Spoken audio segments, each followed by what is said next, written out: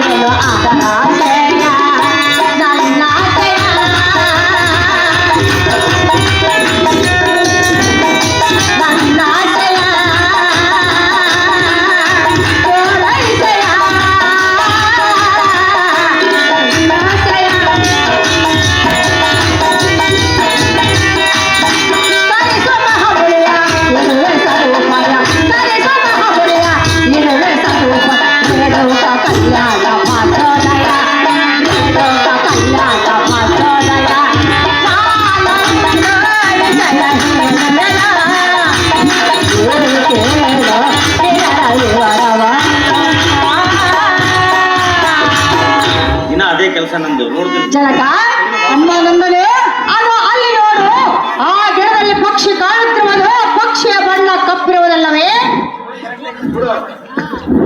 ತಂದೆ? ಮಗಳೇ ರೇಣುಕ, ಪಕ್ಷಿಯ ಬಣ್ಣ ಕಪ್ಪಿರುವುದಲ್ಲವೇ? ಹೌದು ಮಗಳೇ, ಆ ಪಕ್ಷಿಯ ಬಣ್ಣ ಜಗತ್ತು ಮೆಚ್ಚಿಕೊಳ್ಳುವುದಿಲ್ಲ. ಅದರ ಕಂಠದಿಂದ ಬರುವ ಹೂ ಎನ್ನ ಶಬ್ದವು ಜಗತ್ತೇ ಮೆಚ್ಚಿಕೊಳ್ಳುವುದು. ಅಪ್ಪಯ್ಯ, ಅಮ್ಮ ನಂದನೆ ಅದರಂತೆ ಜಮದಗ್ನಿಯ ರೂಪ ಲಾವಣ್ಯಕ್ಕೆ ನಾನು ಮೆಚ್ಚಿಕೊಂಡಿಲ್ಲ, ಅವರ ಗುಣಗಾಂಭೀರ್ಯಕ್ಕೆ ನಾನು ಮೆಚ್ಚಿಕೊಂಡಿರುವೆನು. ತಂದೆ, ಮಗಳೇ ರೇಣುಕ, ಜಮದಗ್ನಿಯ ಕಲ್ಯಾಣವನ್ನು ನಡೆಸಿಕೊಡಬೇಕೆಂದು ಬೇಡಿಕೊಳ್ಳುವೆನು. ಜನಕ ಜಗದಿಖ್ಯಾತಿ ಕಾರ್ತಿಕನಕ. ಎನ್ನ ಮೋಹದ ಮಗಳು ತಂದೆ, ನವರತ್ನ ಮಾಲಕರಿಂದ ಅಲಂಕೃತರಾಗಿ ಚಿನ್ನದಂಚಿನ ಸೀರೆಯನ್ನುಟ್ಟು ಮುತ್ತು ಮಾಣಿಕ್ಯದ ಆಭರಣಗಳ ತರಕ ಲಕ್ಷ್ಮಿಯಂತೆ ಪರಿಸೇವಿಸುವುದನ್ನು ಬಿಟ್ಟು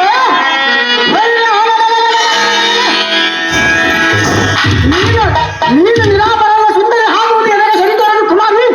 ಹಾಗಿದ್ರೆ ನೀನು ಅಧಮಾರಿ. ಅಪ್ಪಯ್ಯ, ಕಾಶ್ಮೀರ ಚಕ್ರವರ್ತಿ ಎಲ್ಲ ಮಾತು ಕೇಳಬೋತೆ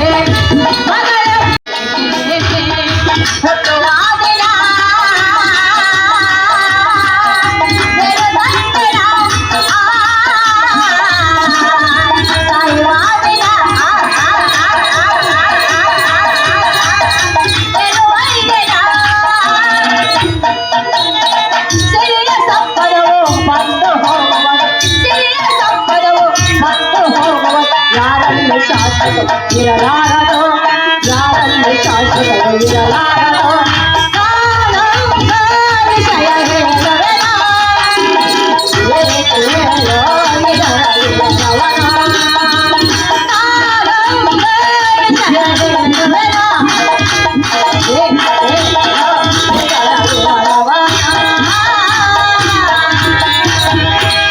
ಕಾಶ್ಮೀರ ಚಕ್ರವರ್ತಿ ಅಮ್ಮ ನಂದನೆ ಎನ್ನ ಮಾತು ಕೇಳು ನೀನು ಪೂರ್ತಿ. ಮಗಳೆಂಬ ಏನಿಲ್ಲ ಪ್ರೀತಿ, ಇದುವೇನು ನಿನ್ನ ರೀತಿ ನೀತಿ. ತಂದೆ, ಮಗಳು ತಾಯಿಯ ಗರ್ಭದಿಂದ ಬರುವಾಗ ನಾನು ಏನು ತಂದೆನಾ? ಸಾಯುವ ದಿನ ನಾನು ಏನು ಒಯ್ದೇನಾ? ಅಪ್ಪಯ್ಯ, ಮಗಳೇ ರೇಣುಕ, ಸಿರಿ ಸಂಪತ್ತು ಎನ್ನುವುದು ಮಧ್ಯದಲ್ಲೇ ಬಂದು ಮಧ್ಯದಲ್ಲೇ ಹೋಗುವುದು. ಇನ್ನೊಂದು ಮಗಳೇ, ಯಾರಲ್ಲಿ ಶಾಶ್ವತವಾಗಿರಲಾರದು ಕಾಶ್ಮೀರ ಚಕ್ರವರ್ತಿ.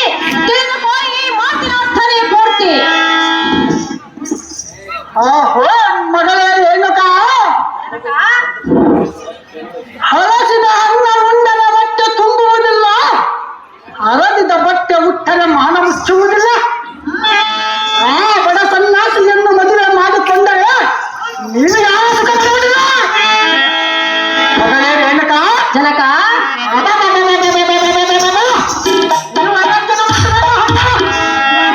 ಏನಿನ್ನ ತಾತ್ಮ ಈ ನಡೆ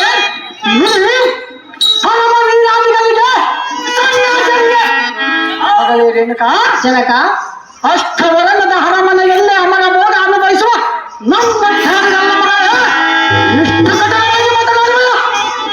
ಮಗಳೇ ರೇಣುಕಾ, ಯೋಗಿಯ ದರ್ಶನ ಮಾತ್ರದಿಂದ ಭೋಗ ವಿಲಾಸ ಜೀವನ ತೋರಬೇಕೆಂದರೆ ರಾಜ್ಯ ಮರ್ಯಾದೆಗೆ ಕುಂದು ತರುವಣ.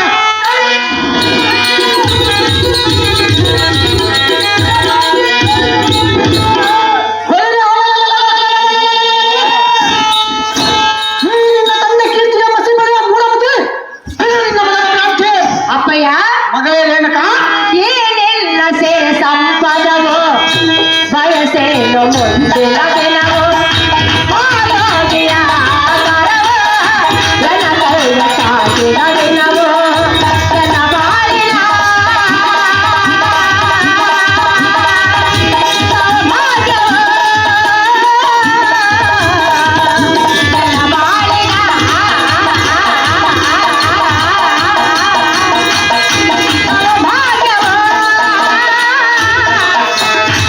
ಆಯ್ತು ಜೀವನವು ಎಲ್ಲ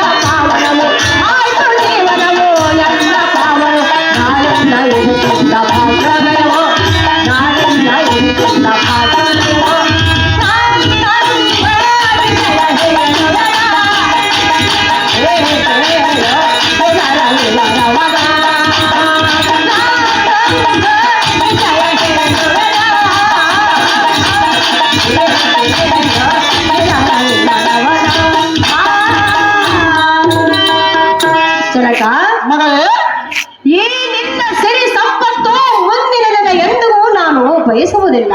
ಇಲ್ಲಂದ ಯಾರ ಮಗಳೇ? ಅಪ್ಪಯ್ಯ, ಮತ್ತೇನು ಬಯಸುವ ಮಗಳೇ?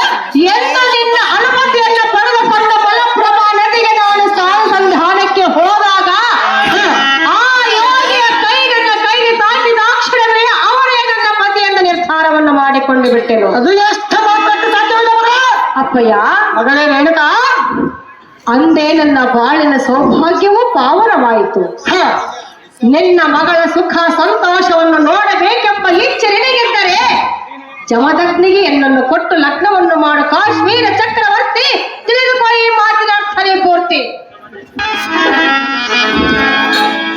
ಅಮ್ಮ ಮಗಳೇ ರೇಣುಕಾ, ಜನಕ, ಆದಿಶೇಷನ ಮನೆಯನ್ನು ಚನ್ನದಲ್ಲಿ ಇಟ್ಟರೆ ಅದಕ್ಕೆ ಶೃಂಗಾರ, ಕಬ್ಬಿನ ಕರಗದಲ್ಲಿ ಇಟ್ಟರೆ ಅದಕ್ಕೆ ಬಲ ಬರುವುದು. ಅಹೋ ಮಗಳೇ, ಜನಕ, ಎತ್ತ ಮಗಳನ್ನು ಬಲಿಕೊಳ್ಳದೆ ಈ ನಿನ್ನ ನಿರ್ಧಾರವನ್ನು ಬದಲಿಸಿ. ಇಲ್ಲವಾದರೆ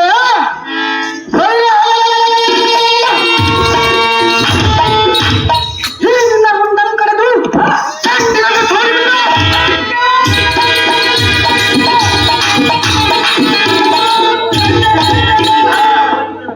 ನೀನು ಸತ್ತರೂ ಚಿಂತೆಯಿಲ್ಲ, ಒಂದು ಎರಡು ದಿನ ಅತ್ತು ಸುಮ್ಮನಾಗವೆ. ಜ್ಞಾನವಿದ್ದ ಶಾಲೆಗಳೇ,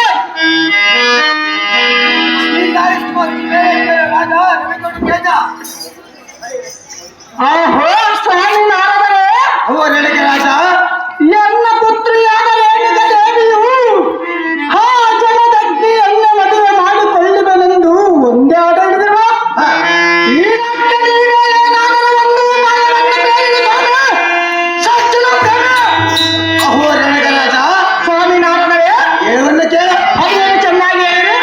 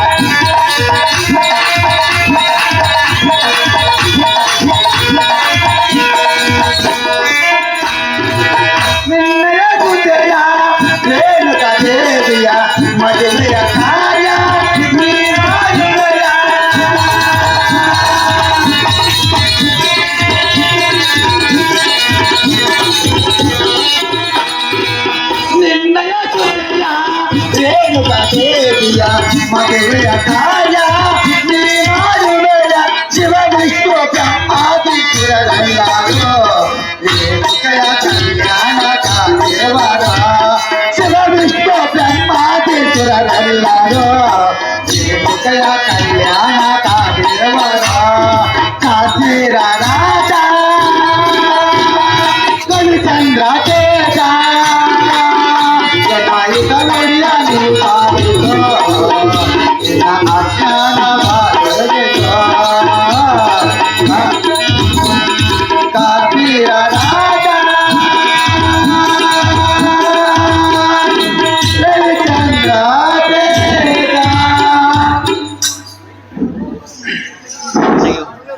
ಅಹೋ ರೇಣುಕ ರಾಜ, ಸ್ವಾಮಿನಾಥರೇ, ಸತ್ಯ ವಿಚಾರವನ್ನು ಹೇಳಲು ಚಿತ್ತ ಬಿಟ್ಟು ಕೇಳಬೇಕಲ್ಲ. ಅದೇನು ಚೆನ್ನಾಗಿ ಹೇಳಿದ್ರು ಸ್ವಾಮಿ. ಜಮದಗ್ನಿ ರೇಣುಕಾದೇವಿ ಶಾಪಗ್ರಸ್ತ ದೇವಸ್ಥಾನ. ಜಮದಗ್ನಿ ರೇಣುಕಾದೇವಿ ಶಾಪಗ್ರಸ್ತರು. ಅವರು ಮನದಾಸೆ ನಿವೇಶು. ಭಾರ್ಗವನಾವನಾಗಿ ಜನಿಸಿ ಬರುವನು. ಭೂಭಾರ ಕಡಿಮೆ ಮಾಡುವನು. ದುಷ್ಟರಂ ಸಂಹರಿಸಿ ಶೇಷರಂ ರಕ್ಷಿಸುವನು. ರೇಣುಕರಾಜ, ಈ ಮಾತು ಮಹಾತಾಜ.